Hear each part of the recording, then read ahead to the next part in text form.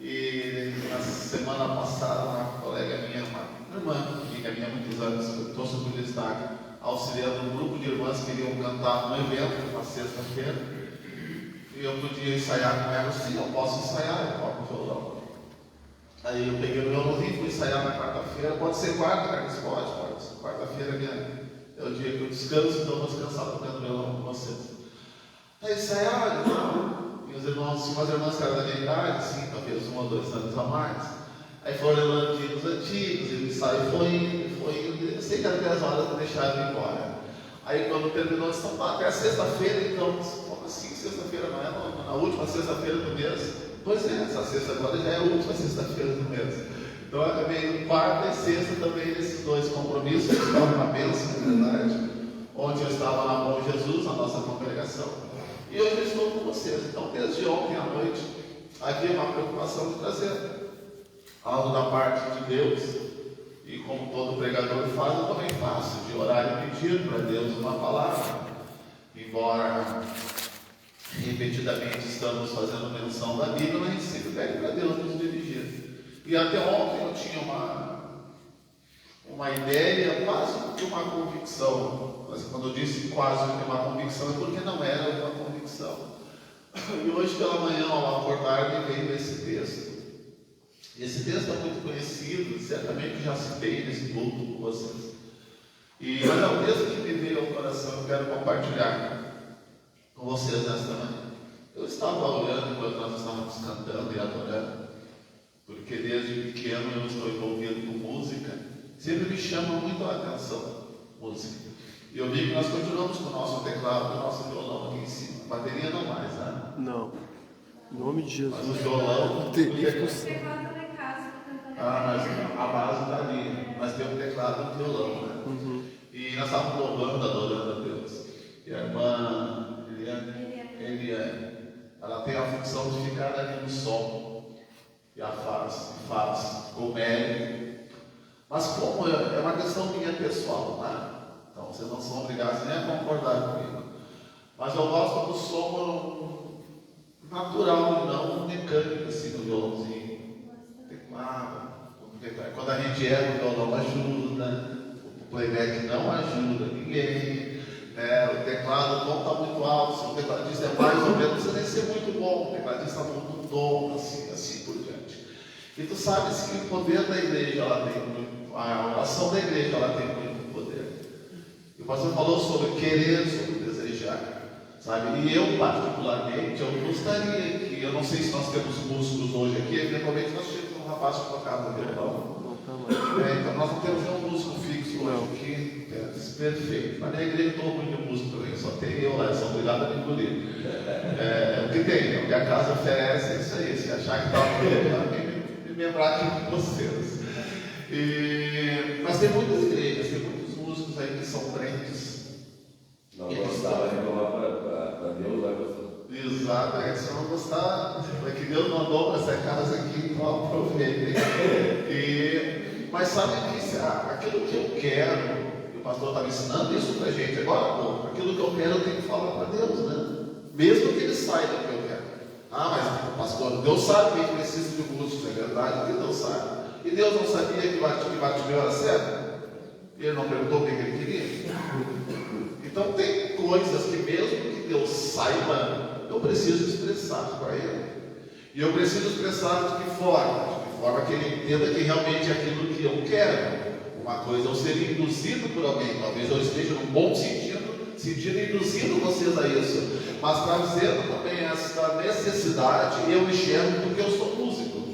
Então eu gosto de chegar no lugar e ter um violão, teclado, bateria, essas coisas, e eu gosto desse negócio de música. E como eu estou na igreja há muitos anos, eu sou do tempo que nós íamos visitar uma igreja e cada um levava o seu violão.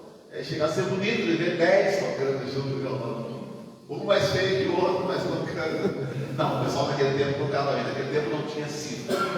Esse negócio de copiar na internet, na internet tinha naquele tempo. Eu comecei a tocar violão com 11, 12 anos. Então eu tinha uns 15, 16 anos, estou com 52. Naquele tempo não tinha, acho que nem Google não existia. Então quem tocava de orelha mesmo. Era de ouvido, era bonito de se ver. Então eu sempre, nesse ambiente de música e de louvor, me faz falta, a mim, Carlinhos, me faz falta esse louvor pessoal, pessoas adorando e tocando instrumentos. Isso para mim faz falta. Talvez você já tenha que se adequar a esse ritual do louvor mais mecânico, que também é bom, também é interessante, mas eu particularmente entendo que poderia ser, não digo nem melhor, mas diferente em termos músicos aqui. Se vocês entenderem assim, essa situação está para mudar. Está vindo para cá, pastor? Não, gente, não tem tempo nem de me coçar. Não estou vindo para cá. Mas tem pessoas que são mais crentes que eu, que tocam mais do que eu, que o Senhor pode mandar para estar auxiliando, Amém. para estar tocando violão, tocando teclado, qualquer coisa. Tem crentes, eu não vou dizer sobrando, porque sobrando só que a gente não quer, mas tem crente em condições disponíveis para que o Senhor possa enviar para cá. E tem coisas que Deus está pronto para fazer, Ele só não faz porque eu não peço. E eu diria até assim, eu seria até assim um pouco mais exagerado em dizer que o Senhor tem pessoas já disponíveis para mandar para cá, para auxiliá-los na área da música. Ele está esperando que a gente peça. Então, se vocês ainda não estavam pedindo, eu estou hoje sugerindo que vocês peçam em oração. Quando eu estava falando sobre orar, a coisa toda, eu lembrei do Paulo Neto, aquele menino que canta. Ele é muito exagerado para cantar, mas ele canta bem. É que ele canta: entre no quarto, feche a porta, chegou a hora de falar com Deus, dobre o joelho, sinta a presença. Acho que é isso. Que enche todo esse lugar, sinta a glória de Deus. É isso, né? Sinta a glória do Pai. Não te detenhas, se as lágrimas rolarem. Só tem isso. Não sei mais. Mas sempre tem que haver um momento de nós falarmos com Deus. E o pastor já falou sobre isso também. Vocês estão repetindo e confirmando que não é a oração da igreja, a oração bonita. É falar o que a gente precisa falar. É falar o que a gente pensa em falar. Então, quando vocês dobrarem os joelhos, se vocês lembrarem, se para vocês é importante isso, peçam que Deus mande músicos para cá.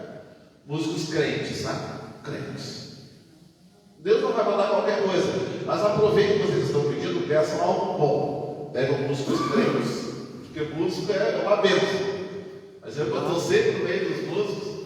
Que droga, que luta para estar com músicos, eu sei disso. Eu sou uma luta pequenininha, tá? Eu sou músico, nós estamos lutando uma luta pequenininha. Mas que o Senhor mande um músico crente aqui para abençoar a vida de vocês. Porque eu acho que é relativamente fácil pegar o dinheiro para dar alguém.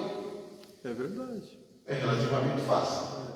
Mas o Senhor tem alguém para mandar para cá, que não precise pagar. Eu conheço uma congregação que contrataram, claro, um pouco mais complexo, né?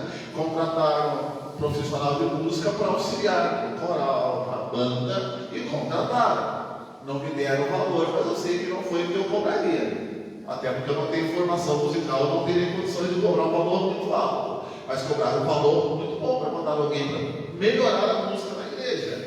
Deus é poderoso para mandar alguém aqui para ser crente aqui da oferta e da dízimo aqui ainda. Abençoar a igreja de todas as formas. Eu penso assim. Então eu deixo essa sugestão aberta para vocês.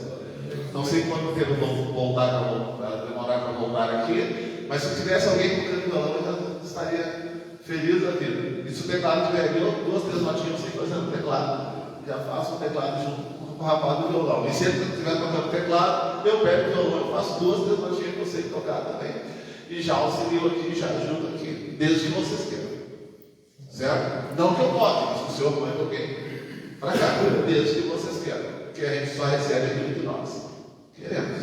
E nós só pedimos aquilo que nós queremos. Senão não é verdadeiro, senão não é real. Então, quando eu peço algo no meu coração, o Senhor está pronto a me dar, está pronto a me presentear. Ok? O texto que eu li aqui esse nosso, e diz que Jesus estava conversando com seus discípulos, assim como eu estou conversando com vocês. E ele fez uma pergunta: o que os outros dizem que eu sou? E essa manhã me veio a expressão maturidade para esse texto, que nunca me veio de uma forma, pelo menos não muito clara, a expressão maturidade. E foi citado hoje aqui, o pastor estava falando, estava tudo corroborando com aquilo que eu já tinha pensado. Eu já estava até pensando, mas eu não fale muito para não roubar a minha mensagem, senão eu vou falar o que depois? Então, mais ou menos assim, confirmando aquilo que estávamos pensando, que fala sobre maturidade. O que os outros dizem? E nós às vezes somos levados por outros e aquilo que as pessoas pensam sobre cristianismo, sobre igreja. O que os outros dizem que eu sou? Uns dizem que é Jeremias, que é João Batista, que é outro profeta qualquer, tudo bem? Ok, essa é a forma que os outros adoram, essa é a forma que os outros buscam, essa é a forma que os outros cantam, essa é a forma que os outros pregam. Mas e quando tu entra no quarto e quando tu fecha a porta, quem tu vê? Qual é a relação que tu tens comigo? Quem sou eu para você? Para os outros eu já sei, que é como se fosse Jeremias, Elias e outro profeta qualquer. Mas e para vocês? Quem eu sou? Na verdade, Jesus, como líder e como Deus, ele era Deus feito homem, e como líder ele conhecia os seus liderados. Ele estava conversando com a igreja na época, que eram os seus discípulos. E na verdade ele já saberia a resposta. Só que na minha mente eu entendo que Jesus já via em Pedro alguém para colocar como liderança da igreja. E no meu tempo eu havia muito mais pressão, talvez tenha alguns aqui que são crentes há um bom tempo já, que diz que Deus vê o coração. Vocês não ouviram essa expressão de vez em quando? Agora faz tempo que eu não escuto, mas eu escutava muito, não, mas Deus vê o coração. Isso é uma verdade, Deus vê o coração. Mas as pessoas não veem o meu coração. Ah, mas Deus está vendo o propósito, é verdade, mas as pessoas não estão vendo o propósito. Quando Jesus pergunta para os discípulos, e o que vocês pensam? Na verdade, ele queria que Pedro falasse. Na verdade, a intenção era, ele estava provocando Pedro, porque ele sabia que o Pedro não ia esperar o responder, que o Pedro ia responder. Na mente de Jesus, e a gente pode ver isso no final do Evangelho de João, que ele já tinha um projeto na vida de Pedro para a liderança da igreja. Só que isso precisava ser visto pela igreja. Quando eu falo igreja, eu falo os 12 discípulos. Isso precisava ser visto pela liderança, porque poderia ser que o Pedro deu umas vaciladas. A gente sabe disso e está registrado na Bíblia. Que o Pedro deu umas vaciladas, né? Que negou a Jesus. Jesus foi lá no monte, lá ele pegou uma espada e queria não chegou a usar a espada. Ele era bom de espada, né? Acertou a orelha do rapaz. Não, era muito pouco, ele não queria acertar a orelha. Ele errou. Não pense não que o Pedro acertou quando ele foi na orelha, não, ele errou. E o Pedro, ele tinha algumas falhas. Só que quando eu olho para Pedro, se Jesus dissesse naquele momento, pastor, lá na frente o Pedro vai ser pastor de vocês. Eu disse, não, negativo. O Pedro não. Bota aí o João, né? Dentro da cabeça, o peito de Jesus. Bota o André, bota o Felipe, bota o Judas. Porque o Judas ele é administrador, ele cuida das finanças. Não bota o Pedro. Se Jesus dissesse naquele dia, estou avisando vocês que daqui a pouco eu vou embora e o pastor de vocês vai ser o Pedro. Mas isso não é Jesus. O que você quer fazer na sua igreja? Botar o Pedro de pastor? O que você quer fazer para a tua igreja? Botar logo esse camarada. Naquele dia, Jesus, inteligentemente, como líder que ele era, como administrador, como profeta, como pastor que ele era, ele estava fazendo com que todos vissem de uma forma indireta a liderança que Pedro teria sobre a igreja. Então o que ele perguntou? E vocês? O que vocês dizem? O que vocês pensam que eu sou? O que eu vou esperar de vocês? O que direto, a lata. Tu és o Cristo. A palavra Cristo, vocês já devem saber, mas eu vou repetir, vou reforçar. Quer dizer Messias, veio do hebraico Messias, o enviado. Então quando ele disse que tu és o Cristo, ele estava dizendo que tu é diferente. Por quê? Porque já havia aparecido outras pessoas, não dizendo que era o Cristo ainda. Iria aparecer mas diziam que eram enviados por Deus, que eram rabinos e que eram profetas. Havia outras pessoas. Quando ele disse que tu és o Cristo, ele não disse um Cristo. Se fosse um, seria um dentre muitos. Quando ele disse o, ele está definindo, os outros são mentirosos, tu é verdadeiro. Isso foi o que Pedro disse: tu és o enviado, tu é quem nós estávamos esperando.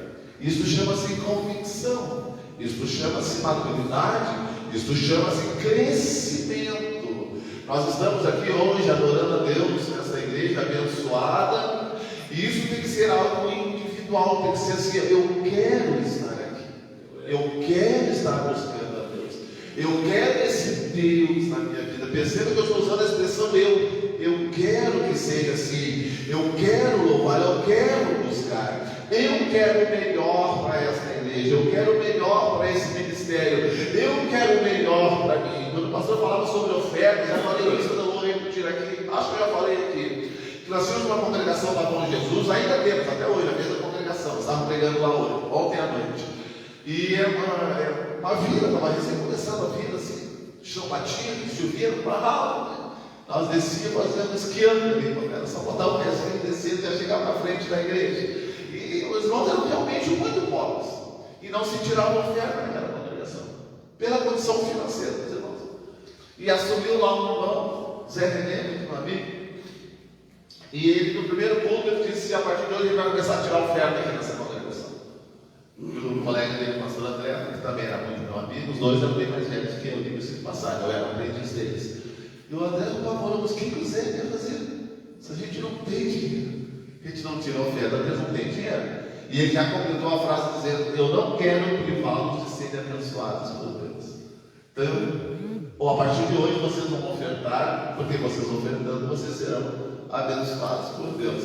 E não é que é verdade, não é que a congregação foi abençoada, os irmãos foram abençoados, e a prova é de que estamos até hoje lá. O prédio é próprio. O prédio é próprio, o prédio é bonito. Quando tem que fazer, olha, a congregação que hoje, quando vamos fazer um chá beneficente, vai entrar grande, entra.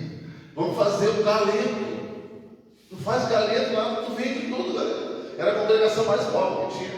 Mas quando chegou o pastor e disse: a partir de hoje eu vou abençoá-los, permitindo que vocês deem oferta. Não pensem que entrava 10, 50 reais, eram os 25 centavos, os 50 centavos, mas davam uma alegria, porque estavam cooperando com a obra de Deus. E quando nós cooperamos com a obra de Deus, o retorno é natural sobre a nossa vida, mesmo que não o façamos pensando isso. E quando eu vejo Pedro dizendo: tu és o Cristo, era um reconhecimento, uma maturidade. Tu és aquilo que nós estávamos esperando, tu és aquele que nós estávamos esperando, tu és o Cristo, o enviado, o Filho de Deus, era esse que nós estávamos esperando. E Jesus responde dizendo: bem-aventurado és tu, Simão Bar-Jonas, porque não foi nem a carne nem o sangue que te revelou, mas o Pai que está nos céus. E a expressão que eu quero deixar hoje é: e eu te digo que tu és Pedro, e sobre esta pedra edificarei a minha igreja. Essa expressão é extremamente conhecida, e eu prego, pelo menos uma vez por ano, eu prego sobre esse texto, que a nossa igreja usa esse texto como base da sua fundação. A igreja que eu pertenço, ela foi fundada em 1964, e foi esse texto que foi lido na fundação, lá na ata de fundação da igreja, está lá, Mateus capítulo 16 e versículo 18. Eu não estava, em 64 eu não era nascido ainda, tinha gente calculando já que a idade, em 64 eu não era nascido, eu nasci em 1970, mas a igreja é de 64, e como eu fui secretário um bom tempo, eu tive contato com a documentação, inclusive quem estava no dia da inauguração da igreja, no dia da ata, tudo isso eu tenho anotado na minha cabecinha. E o meu pastor já disse: Carlinhos, você tem que fazer um livro, vai para uma hora Jesus te leve, e está tudo na tua cabeça a história da igreja, e eu não faço o livro para Jesus não me levar, tu está entendendo? Eu tenho que escrever esse livro, eu vou ter que fazer esse livro, né? O Deus ficar tranquilo e começar a orar para Jesus poder me levar e me liberar dessa terra aqui. Então esse texto para mim é muito conhecido, mas a expressão de igreja, ela tem uma função importante. nesse contexto, porque igreja veio da expressão eclésia, e o pessoal tem estudado aí, tem procurado, tem trazido uma definição sobre eclésia. Eu achei estranho porque faz tempo já que eu leio a Bíblia e eu não tinha lembrado de ter visto que eclésia é tirados para fora. Eu disse, puxa vida, que bom isso. Mas eu não lembro de ter lido isso. Não lembro de ter tido contato com essa definição de igreja. Eu fui procurar eclésia tirados para fora. Eu fui descobrir que a palavra eclésia tirar, clésia fora, não tirar para fora. Ok, tirar para fora. Mas a eclésia que Pedro ouviu na expressão a minha igreja não foi exatamente essa. Porque Pedro ele era um hebreu, ele era um judeu. Forçosamente, quando Jesus falava com ele, eu tenho que entender como Pedro entendia. E o que o Pedro entendia sobre a eclésia? Uma reunião. Era isso. Eclésia era uma reunião de judeus, ponto. E os judeus tinham que ser livres e tal. Tinha lá alguns detalhes, mas Pedro entendeu como uma reunião de judeus. Quando Jesus disse, meu querido irmão, a minha eclésia, ele estava dizendo, é diferente de todas as outras que vocês conheceram até hoje. Porque esta reunião de salvos que eu quero fazer, que eu quero fazer que seja minha, vai ser diferenciado. Por quê? Porque em todas as reuniões eu vou estar presente. E é isso que eu quero chamar a atenção nesta manhã, para as nossas reuniões, nos nossos cultos em que nós nos reunimos neste lugar, todos os cultos, Jesus está presente. Imagine fisicamente Jesus neste culto. Imagine se a gente pudesse imaginar Jesus nessa cadeira, sentado, na nossa ministração, na nossa adoração. Não seria diferente, a gente não cantaria mais alto, cantaríamos mais alto, né? Nós íamos até arriscar uma glória mais possante. Se a gente conseguisse enxergar Jesus fisicamente assentado. Imagina no culto Jesus falando. Imagina no culto Jesus pregando. E quando ele disse a minha igreja, ele estava dizendo, eu vou estar todas as vezes que você se reunir. E isso não é um conto de carochinha, uma história, porque depois ele confirma dizendo, sempre que vocês se reunirem, com 2 ou 3 pessoas estiverem reunidas em torno do meu nome, eu vou estar presente com vocês. Qualquer reunião sem a presença de Jesus não é culto. Em contrapartida, todas as reuniões com a presença de Jesus é culto.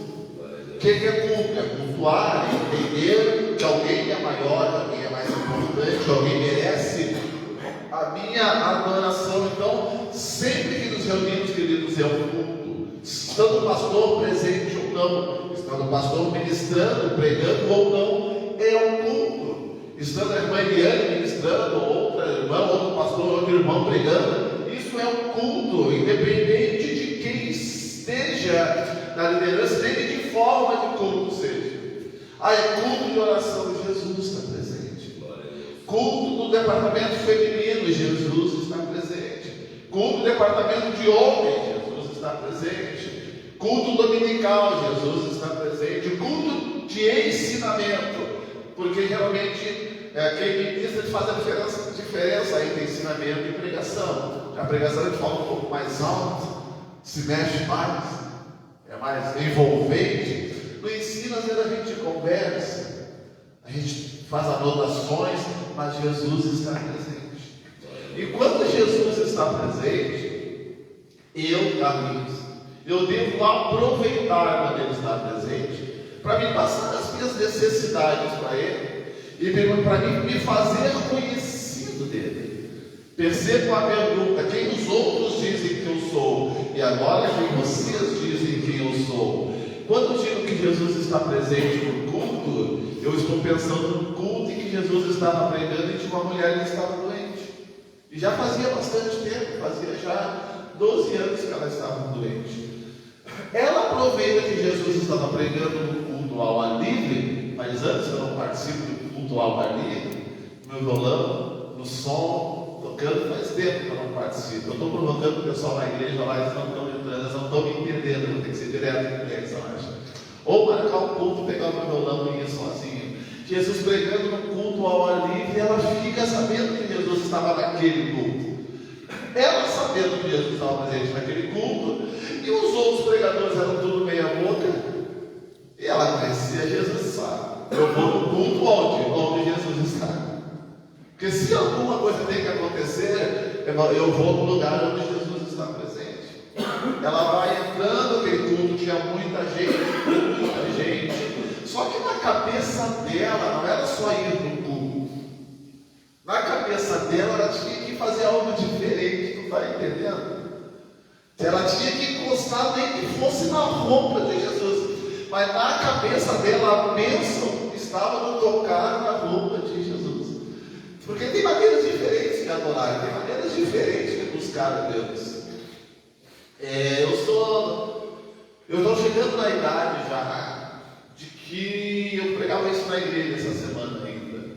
Que um jovem que sente a presença de Deus, ele fala em mim, ele corre, pula e tal. E o velho que sente a presença de Deus começa a chorar. São de formas diferentes. Então, assim, se a gente tem pessoas que eu conheço que se vai no culto e não chora, o culto não está bom. Tem outros que se vai no culto e não dá glória, o culto não está bom. Tem outros que se vai no culto e não canta, o culto não está bom. Então, são formas diferentes de buscar, de adorar a Deus. Na cabeça daquela mulher era: eu vou no culto, mas eu preciso pelo menos tocar, nem que seja na orla do vestido, na veste de Jesus. Eu fazendo isso, eu vou ficar curado. É como se nós estivéssemos no culto hoje, dizendo: eu não sei como o pastor vai adorar, não sei como o meu irmão do lado vai adorar, não sei como é que a irmã vai buscar, mas na minha cabeça eu sinto que eu entrando, na hora da pregação, no final, eu levantar a minha mão, essa vai ser a hora que eu vou ser abençoado. Então isso acontece conforme na cabeça daquela mulher era isso: eu vou lá, eu vou tocar na festa de Jesus. E está registrado que ela tocou. E não foi só ela, várias pessoas tocaram em Jesus. E está registrado isso também, que Jesus questiona: quem me tocou? E o Pedro responde: Senhor, na verdade, muitos te tocaram. Muitas pessoas estão te tocando. A diferença é que essa mulher entendeu a pergunta que ele tinha feito a Pedro na leitura. O que os outros dizem, e agora o que vocês dizem. Aquelas pessoas tocavam porque não estava todo mundo tocando mesmo. Você está entendendo? Vai no mundo, eu vou, todo mundo vai. Então tá. Vamos cantar, todo mundo vai cantar, então vamos lá. Vamos tocar Jesus, vamos lá, todo mundo tocando. Não, na cabeça dela é diferente. Se eu tocar do meu jeito, aleluias, vai acontecer alguma coisa diferente. Porque eu vou tocar da forma que eu entendo, é isso que eu preciso. E Jesus respondeu exatamente assim: alguém me tocou de uma forma diferente. E a mulher disse: Senhor, na verdade, fui eu que te tocou. Eu estou doente, eu entendi que eu precisava vir neste culto, porque eu estava doente. E eu também entendi que eu vindo neste culto, eu poderia tocar em ti. Eu também entendi que tocando em ti, eu seria curado. E Jesus só confirmou aquilo que ela já tinha pensado em casa.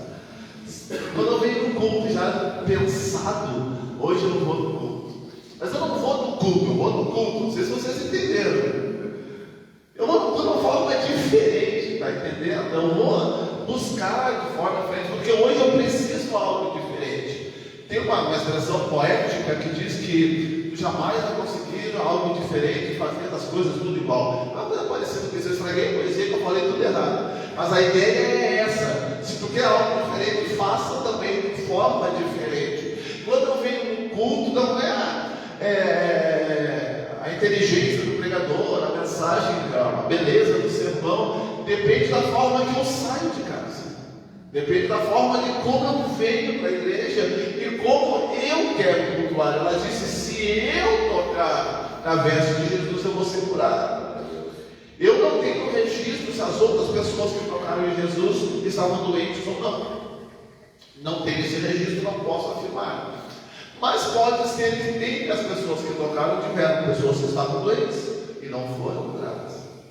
Agora, ela, eu tenho registro que ela foi curada, porque ela disse: eu vou no culto, eu vou tocar na veste de Jesus e eu vou ser curada se eu tocar na veste de Jesus. Ela sai de casa com esse pensamento e é assim que ela é abençoada. Quando nós viemos no culto para fazer o nosso culto, nós somos abençoados. Porque é o nosso culto. Canta Samuel Mariano, me deixa adorar, não me atrapalha, com máscara, chiclete. É muito exagerado, ele bota umas letras assim, tal, esquisitas nos hinos dele. Mas se tu não quer adorar, deixa que eu adore, deixa que eu busque a Deus, mesmo que seja da minha forma. Tem uns que fazem pulando, dando pirueta, não sei o que mais, e outros fazem de forma mais comedida, mas o importante é que o meu coração esteja voltado para Deus, e eu consiga entender que cultuar é individual, que cultuar é uma coisa muito minha, muito própria. Eu vou naquele culto e eu vou ser abençoado. Gente, nesse mesmo texto tem o caso de Jairo, que a mulher estava doente em casa, a filha dele. Eu vou lá no culto onde tem Jesus pregando. E se alguma coisa vai acontecer, é no culto onde Jesus está pregando. Ele chega no culto, essa mulher só foi dessa na frente, pulou, furou a fila, é abençoada antes. Aí ele chega, e quando ele chega em Jesus, chega aquele balde de água fria batendo nele. Olá, Jairo, esquece, gente. Morreu, meu filho. Eu disse: pai, e agora? Aí antes que o Pedro abrisse a mão, com o Pedro era muito rápido, Jesus foi rápido na frente e disse: calma, Jairo, calma, eu vou lá igual. Eu não sei, pastor, mas alguém deve ter pelo menos pensado: vai fazer o quê? Porque enquanto estava doente a menina, ok, está doente, vamos lá. Mas ele vai fazer o quê? Vai fazer um culto para morto? Vai fazer um culto para a menina que está morta? Aí eu começo a entender no registro bíblico por que está registrado. Porque tem situações que na nossa mente a menina já morreu, está entendendo? Foi, não tem mais jeito. Se a menina já morreu, deixa o mestre. É isso que o texto diz, inclusive. Não incomode o mestre. A menina já morreu. Mas quando Jesus está no culto que nem esse, mesmo aquilo que já morreu, vale a pena nós levarmos para Ele. Se tem alguém que pode ressuscitar, é Jesus Cristo. Se tem alguém que pode mudar as situações, é Jesus Cristo. E eu vou usar uma figura de expressão muito utilizada, que projetos e sonhos já mortos, já esquecidos. Quando eu vi um culto parecido com esse, que não tem tanta gente, não tem tanto estrondo de barulho, mas Jesus está presente. E se não tem ninguém que possa fazer alguma coisa, eu vou aonde eu vou, é Jesus. Porque o Jairo poderia ter dito: não, Jesus não precisa ir lá. Mas quando Jesus disse: eu vou, Jairo permite que ele vá, não sabendo o que iria acontecer. Mas Jairo permite. E Jesus sabia que a menina estava morta, porque Jesus ouviu a frase. E foi por essa razão que ele resolveu ir num culto assim mesmo. Culto onde tinha uma menina morta. Ele entra na casa e usa aquela frase que eu não entenderia. Ele disse: a menina não está morta, está dormindo. Que pregador me convidaram para pregar nesse culto. Primeiro, ele vem no culto que a guria está morta. Vai fazer o quê? Segundo, diz que a guria não está morta, que a guria está dormindo. E aí ele tira os incrédulos da sala. Ficou só ele, os pais da menina, se eu não me engano, e mais os discípulos. Não sei se os 12 ou os 3. Hoje eu não li o texto, não me lembro de cabeça quantos ele levou. Ele levou um número pequeno de pessoas. E naquele culto de poucas pessoas, percebam que tinha muita gente, Porque Jesus veio com os seus 12. Estavam os pais da menina, estavam as marineiras não, as carpineiros, que eram funcionários que eram chamados para chorar nos velórios. Já estava lá. Então a menina estava lá, estava aquela casa cheia, então ele tira tudo que é excesso, está entendendo? Está entendendo aí direto? Precisa ser mais direto. Para a menina ressuscitar, tinha que tirar o excesso, tinha que tirar aquilo que poderia atrapalhar. A pergunta é: Jesus poderia ou não ressuscitar aquela menina de qualquer forma? Sim, poderia. Mas o que ele fez? Tirou o excesso, aquilo que poderia atrapalhar, aquilo que estava demais. Tirem as meninas que estão chorando, porque não precisa dessa saída, estão aqui só para atrapalhar. Tira quem não acredita em nada, porque estão só atrapalhando. Eu preciso, para que o milagre seja realizado, que aquilo que atrapalhe seja extirpado, seja tirado. Estão compreendendo o que eu estou dizendo nesta manhã, né? Que tem coisas que precisam ser tiradas. Eu não sei se Jairo teria a coragem de tirar aquelas pessoas da casa, mesmo sendo ele o dono da casa. Mas Jesus tinha essa oportunidade para fazer. Tu sabes que tem coisas que nós não conseguimos tirar da nossa casa. Quando eu falo em casa, eu falo vida, né? A nossa vida. Tem coisas que a gente não consegue tirar. Mesmo que a gente queira, mesmo que a gente se esforce, a gente não consegue tirar. Mas tem alguém chamado Jesus Cristo, que está neste culto, que ele tem poder e autoridade para mandar sair todos os que estão a mais dentro da casa. Nós estamos falando sobre pessoas, tá? Nós estamos falando sobre situações na nossa vida, na nossa casa espiritual, que precisam ser tiradas. E às vezes eu luto para tirar e eu mando sair, ela volta. Eu mando sair e ela volta. É porque não deve ser eu, deve ser Jesus. Porque quando Jesus manda sair, todos saem. E a partir daí, o milagre passa a ser realizado. É isso que acontece no culto onde Jesus está. Por isso que ele disse: eu vou fazer, eu vou criar a minha igreja. Se a igreja é minha, quem manda sou eu. Se a igreja é minha, a responsabilidade é minha. Se a igreja é minha, ela será da minha forma, da minha maneira. Se a igreja é minha, eu vou administrá-la conforme aquilo que eu penso, porque ela é minha. Se é minha, eu faço o que eu quiser. Concordam comigo? Uma vez eu fui tocado numa igreja e me deram um violão com as cordas trocadas, porque o músico era canhoto. Isso faz muitos anos já. E eu não pude tocar. Eu nunca tinha tocado, nunca tinha pego o violão. Tive que fazer a capela, ou pegar um violão, não lembro na época. Eu cheguei em casa e tinha 2 violões, eram meus os violões. E um deles eu peguei e toquei todas as cordas daquele violão, para mim poder aprender a tocar com as cordas invertidas. E alguém poderia dizer: mas tu é louco, vai tocar as cordas do teu violão, o violão é teu ou é meu? Meu, se o violão é meu, bota as cordas do jeito que eu quero. Para os outros estava errado. Agora, eu sabia por que eu estava colocando as cordas invertidas daquele jeito. Vou interpretar. Tem horas que Jesus pega o meu violão, que sou eu, e inverte as cordas. E eu olho esse Jesus enlouqueceu. Como é que ele vai inverter tudo que estava tudo tão certinho? Porque em algum momento vai ter um canhoto que precisa tocar esse violão. Aí Jesus precisa inverter as cordas para que dê certo lá no final. Tem coisas que Jesus precisa mudar totalmente dentro da nossa vida para que dê certo, mesmo que os nossos olhos estejam invertidos. Aí eu aprendi a tocar violão. Agora toco violão de canhotos também. Esses dias eu estava numa igreja de Santa Cruz do Sul.